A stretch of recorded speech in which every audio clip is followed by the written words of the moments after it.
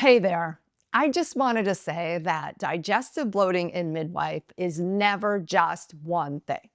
If you're feeling bloated and you're around that menopausal time frame, it's not just one food and it's definitely not all in your head because in perimenopause and menopause, bloating can happen because of multiple things happening at once, such as lower stomach acid, slower digestive juices, hormonal shifts, which slow down digestive motility, and constipation.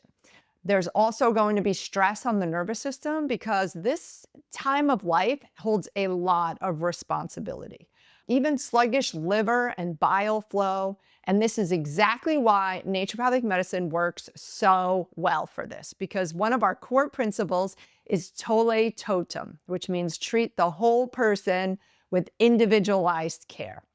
Because when your digestion changes in midlife, we don't just look at the bloating, we look at why your whole system is struggling to keep up. So when you put the whole picture together, the body starts making a lot more sense, and you can understand that things aren't just happening at random.